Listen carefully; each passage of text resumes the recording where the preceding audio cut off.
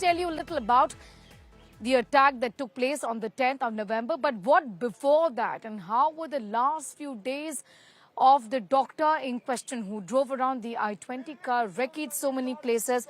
What did he do on the 30th of November? He had 5 mobile phones and then he switched all of it off, is what we are learning through our sources. Also stopped attending medical duties, is what our sources are indicating. On the 9th of November, one day before the attack, remember the kind of explosives that were retrieved? 2,900 kilograms, enough in fact to make many IEDs that would affect many parts of the national capital if the plan was had been succeeded. In fact, Dr. Omar then went into hiding near Faridabad, is what we are learning. This again a day before the attack on the 9th of November.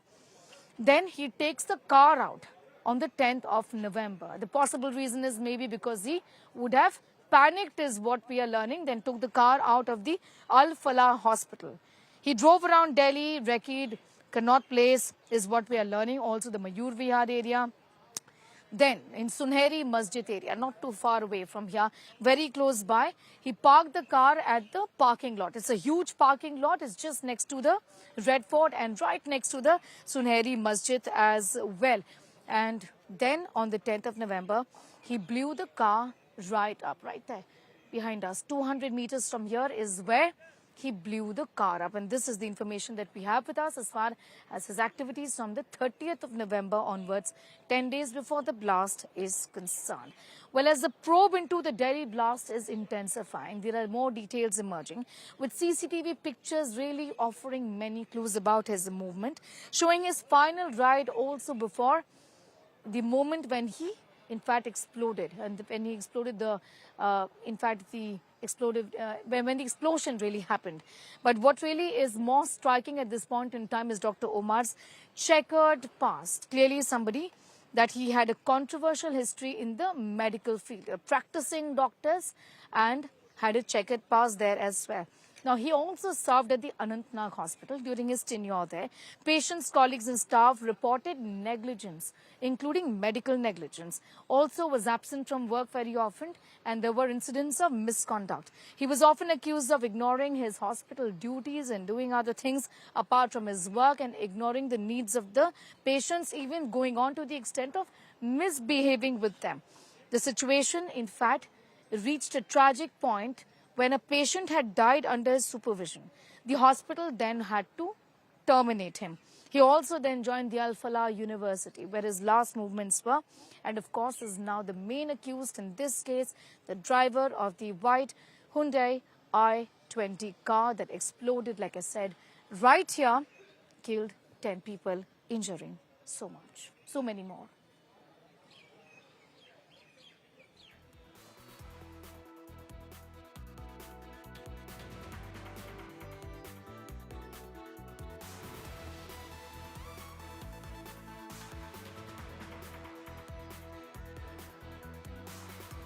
All right, so just giving you an idea about what really happened.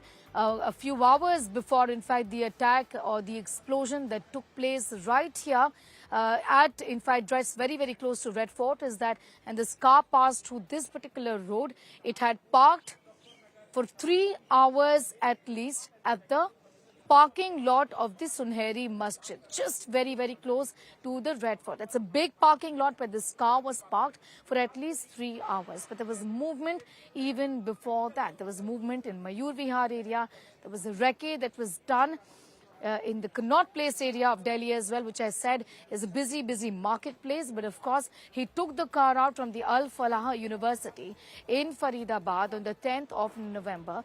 In fact, this is being seen as a bit of a panic and a knee-jerk reaction on his part after the massive haul of explosives, IED, and also the arrest of the other terrorists associated with him. He drove, in fact, he took the Badarpur route and then reached this part of Old Delhi, essentially before the explosion finally took place in the evening of the 10th of November.